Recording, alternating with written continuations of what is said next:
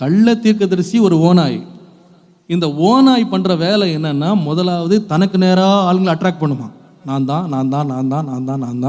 நான் தான் பெரிய ஆள் அப்படின்னு தங்களுக்கே பட்டங்களை போட்டு தங்களுடைய அனுபவங்களை சொல்லி தங்களுக்கு நேராக ஆளுங்களை எழுப்பாங்க. Draw people to them. ரெண்டாவது அவங்க செய்கிற வேலை என்னன்னா, தே வில் டிஸ்பர்ஸ் பீப்புள். மந்தையை விட்டு சிதறடிப்பார்கள்.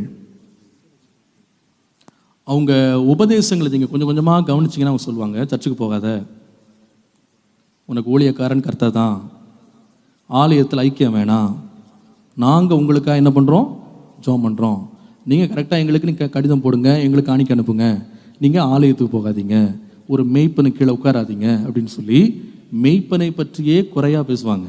நல்லா நீங்கள் புரிஞ்சுக்கலாம். இவங்க ஊழியத்தை பார்த்தீங்கன்னா சபைக்கு நேராக ஜனங்களை நடத்த மாட்டாங்க, சபைக்கு எதிராக என்ன பண்ணுவாங்கன்னா ஜனங்கள் நடத்துவாங்க. ஞாயிற்றுக்கிழமை காலையில் தான் கூட்டம் வைப்பாங்க. சர்ச்சுக்கு போகாது, எங்கே வா, எங்கள் கூட்டத்துக்கு வா, உனக்கு விசேஷ அபிஷேகம், 4 மடங்கு அபிஷேகம், புது எண்ணெய் அபிஷேகம், அக்கினி அபிஷேகம் ஏதாவது சொல்லி ஆலயத்துக்கு உங்களை போக விடாமல், ஆலயத்தில் ஒரு மெய்ப்பனுக்கள் அடங்காமல் அங்கே வா இங்கே வா, அங்கே ஃபாஸ்டிங் ப்ரேயர் இங்கே ஃபாஸ்டிங் ப்ரேயர் ஏதாவது சொல்லி உங்களை சபையில் இருக்க விடாமல் அங்கங்கே அலையை விட்டு சிதற பண்ணி கடைசியில் நீங்கள் சபையிலும் இருக்க மாட்டீங்க, அங்கேயும் இருக்க மாட்டீங்க.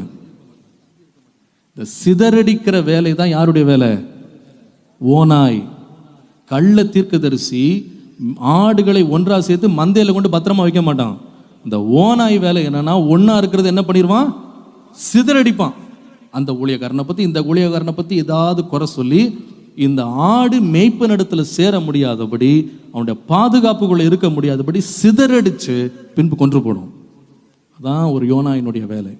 மூன்றாவது ஓநாயினுடைய வேலை நிறைய இருக்கு, பட் நான் 4 நிறுத்திடுறேன். எசேக்கியல் 22:27. எசேக்கியல் 22:27. அதன் நடுவில் இருக்கிற அதன் பிரபுக்கள் இறை கவுகிற ஓநாய்களை போல இருக்கிறார்கள், அநியாயமாய் பொருள் சம்பாதிக்கிறதற்கு ரத்தம் சிந்துகிறார்கள், ஆத்துமாக்களை கொள்ளையிடுகிறார்கள். மூன்றாவது ஒரு முக்கியமான அடையாளம் என்னன்னு சொன்னா, இந்த ஓநாய்கள் என்ன பண்ணுமா, அநியாயமா என்ன செய்யுமா, பொருள் சம்பாதிக்குமா. எப்படி சம்பாதிக்கும்? அநியாயமா பொருள் சம்பாதிக்கிறதுனா என்னங்க? ஒரு பொருளுக்கு வேலை 5 ரூபான்னு வச்சுக்கிடுங்க. அநியாயமா சம்பாதிக்கிறோம் என்ன பண்ணுவான் தெரியுமா, 5ன்னு போட்ட இடத்துல பக்கத்தில் ஒரு 1 போட்டு 15ன்னு விற்பான். சரியா? சில அநியாயக்காரங்க இருக்கிறாங்க, அவங்க எப்படி பட்டாளுங்கன்னா, சிலதெல்லாம் ஃப்ரீன்னு வரும், அந்த ஃப்ரீயை கொடுக்கவே மாட்டான். யார் கேட்டாலும் என்னங்க இந்த பொருளுக்கு இது ஃப்ரீன்றாங்களே, இல்லைங்க காலியாக போச்சுன்றான்.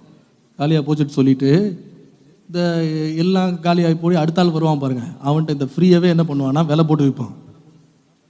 நான் சொல்கிறேன், இது உங்களுக்கு நல்லா எச்சரிப்பாக எடுத்துக்கிடுங்க. கள்ள தீர்க்கதரிசியை கண்டுபிடிக்கிறதுக்கு நல்ல அடையாளம் என்னன்னா, தேவன் இலவசமாய் கொடுத்த நன்மைகளை காசுக்கு வியாபாரம் பண்ணுவாங்க. எண்ணெய் வியாபாரம், துணி வியாபாரம், சால்வா வியாபாரம், குல்லா வியாபாரம், செருப்பு வியாபாரம், பேனா வியாபாரம், இதெல்லாம் பண்ணுவாங்க. அநியாயமாய் பொருள் சம்பாதிப்பார்கள். இவ்வளோ காசு அனுப்பினா ஜெபம் பண்ணுறோம். எங்கெங்க பைபிளில் போட்டிருக்கு காசு அனுப்பி ஜெபம் பண்ண சொல்லி? இன்றைக்கி சில பேர் இதை நம்பி போய் அங்கே பங்காளர் இங்கே பங்காளர். பிள்ளைக்கு நம்ம ஜெபம் முடியாதா? ஜாக்கிரதையா இருங்க. கள்ள தீர்க்கதரிசிகளுக்கு எச்சரிப்பா இருங்க. அநியாயமான பணம் சம்பாதிப்பது. ஆண்டவர் சொன்னா இலவசமா பெற்றீங்க, என்ன பண்ணுங்க, கொடுங்க. யார்ட்டங்க ஆண்டவர் இந்த டீலர்ஷிப் கொடுத்தாரு எண்ணெயை விற்கிறதுக்கு? ஜாக்கிரதையா இருங்க. நாங்கள் சபையில் இருக்கிறவங்க ஜாக்கிரதையா இருக்கணும். கள்ள தீர்க்கதரிசிகள் சுற்றி வருவாங்க. இந்த சால்வையை வாங்கி தோள் மேலே போட்டிங்கன்னா 1000 மடங்கு நன்மை வரும். உடனே நம்மாள் 10 ரூபாய் சால்வைக்கு 1000 ரூபா கொடுத்து அபிஷேகம் பெற்ற சால்வை அனுப்புகிறாங்க, நமக்கு கைக்கூட்டி அனுப்புகிறாங்க, டவல் அனுப்புகிறாங்க, தலானி அனுப்புகிறாங்க. இன்னைக்கு கொஞ்சம் கொஞ்சமாக எல்லாத்தையும் அனுப்பிடுவாங்க. ஆன்லைன் மார்க்கெட்டிங் மாதிரி ஒவ்வொன்றா அனுப்பிடுவாங்க. டெய்லி நாங்கள் கொடுக்குற சட்டையை மட்டும் தான் நீ போடணும், இந்த புடவையில் விசேஷ அபிஷேகம் இருக்குன்னா நம்ம ஆள் போய் வாங்குறதுக்கு ஆள் இருக்கு இல்லை? இந்த கொஞ்ச நாள் சிமெண்ட் வியாபாரம், செங்கல் வியாபாரம் எல்லாமே நடக்கும். ஏன்னா இந்த செங்கல்ல நீங்கள் கட்டினீங்கன்னா அந்த வீடு அழியாத வீடு. நாங்கள் ஜெபிச்சு செங்கல் அனுப்புகிறோம். ஜெபிச்சு அனுப்பின செங்கதிலுக்கு 5000 ரூபாய், சாதாரணமாக வாங்கினீங்கன்னா 3000 ரூபாய். நம்மளுங்க பரவாயில்ல ஐயா, நீங்கள் ஜெபிச்சு அனுப்பினா போதும், நாங்கள் எக்ஸ்ட்ரா 2000 ரூபாய் என்ன பண்ணுறோம், கொடுக்குறோம். இந்த மாதிரி வியாபார யுக்திகள் பண்ணுற இந்த வேலைலாம் யார் பண்ணுவான்னா கள்ள தீர்க்கதரிசி பண்ணுற வேலை. நான் சொல்லலைங்க, நான் சொன்னேன்னு நினச்சிக்கிடாதீங்க, பைபிள் உங்கள் வசனத்தை காட்டினேன். அநியாயமாய் பொருள் சம்பாதிப்பார்கள். அநியாய பொருள், இவ்வளோ கொடுத்தா அவ்வளோ நன்மை, அவ்வளோ கொடுத்தா லாட்ரி டிக்கெட் விற்கிற மாதிரி. இதெல்லாம் ஆண்டவர் அப்படி செய்ய சொல்லவே இல்லை, ஒருபோதும் சொல்லலை. டிஸ்ஆனஸ்ட் கெயின், அநியாயமான வியாபாரம் பண்ணி கடைசியில் முடிவு என்னன்னா ஆடுகள் பீறி போகப்படும், பட்சிக்கப்படும். பிசாசு எப்படி வருவான்? சிங்கத்தை போல வருவான். பிசாசு எப்படி வருவான்? ஓநாய போல வருவான். 2 காரியங்களை கவனிங்க, நான் சொல்றது நல்லா கவனிங்க. 2 காரியம், ஓநாயை பற்றி அல்லது வஞ்சிக்கப்படுறதை பற்றி சொல்கிறோன்னா 2 காரியத்தில் எச்சரிப்பாருங்க. ஒன்று, அவருடைய வார்த்தைகளுக்கு எச்சரிப்பாருங்க. என்ன பேசுகிறாங்கன்றதை கவனித்து தான் நீங்கள் கேட்கணும். சும்மா பேசுகிறாங்கன்னு காதுக்குள்ள எல்லாத்தையும் போட்டுறக்கூடாது. லிசன் வாட் தே ஸ்பீக்கிங், அதையும் கவனிக்கணும்.